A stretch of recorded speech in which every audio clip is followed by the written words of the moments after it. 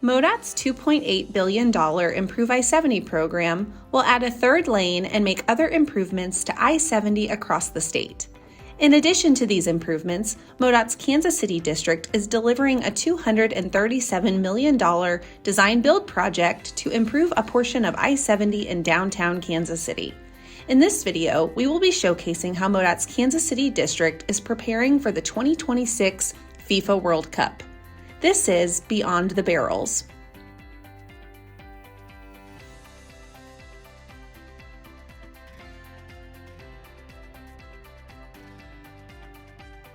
I'm Greg Bolin. I'm the district engineer for Kansas City District for the Missouri Department of Transportation. Hi, I'm Matt Killian. I'm the assistant district engineer for MoDOT's Kansas City District. Missouri right now is working to add a third lane to I-70 from Blue Springs all the way to Wentzville near St. Louis. Currently in the Kansas City District, we're working from basically Odessa to Blue Springs. But this isn't the only I-70 work we have going on. We're also working on a project in downtown Kansas City that's going from basically Paseo to Manchester. It will be adding a fourth lane coming out of downtown, but then we're also rebuilding a number of bridges, and we're also straightening out the Jackson Curve and the Benton Curve as part of this downtown project. Over the last 10 years, we've had some significant experience with major events in and around downtown that have brought visitors into town. So certainly gives us some lessons learned to implement during World Cup. Well, I think the major events that we have been one-day events, other than maybe the NFL draft. That was a 3-day event. So we've got some experience moving traffic. The difference between those events and the World Cup is a lot of those events were local people who are familiar with the community. The World Cup, we're going to be getting a lot of outside people who aren't familiar with how to get to FanFest, how to get to Arrowhead, but also we're not taking any traffic away from the metro area. Typically in a Chiefs game, you're taking people away from the metro area and putting them in the stadium, or they're staying home, or they're going to an event somewhere to watch the game with friends and family. Here, most of the local people aren't going to be changing their daily lives. They're going to be going around their normal traffic patterns, and we're going to be introducing, maybe 500,000 to however many thousand, 100,000 people for these events who do not know where they're going. On the operations side, we've worked hard to work on those visible items. So we've replaced signs throughout the region.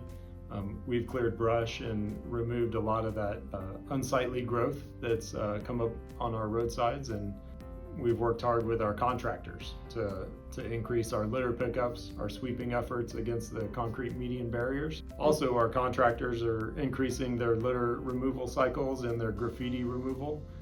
So we'll have our roadsides looking good, our retaining walls hopefully free of any graffiti, and looking good for the World Cup. Well, one thing that MoDOT has done is, number one, we've got our 5-year STIP program, and part of what we've done is try to coordinate our STIP projects with the timing of the World Cup.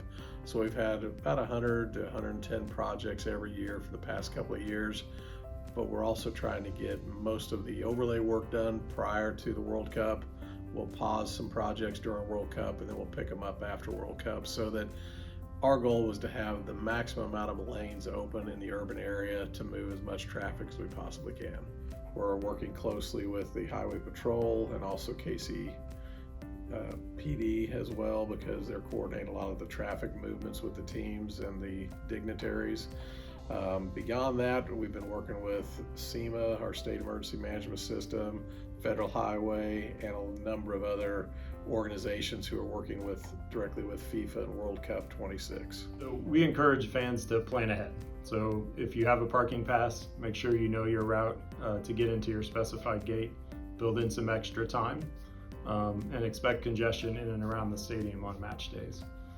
The best way to check for congestion and possible incidents is our traveler information map, and the KC Scout website can give you up-to-date information on any congestion, any incidents that might be on the roadways.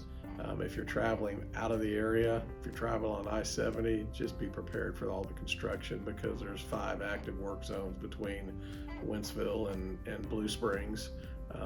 We do have, lanes open on I-70 as you get into downtown.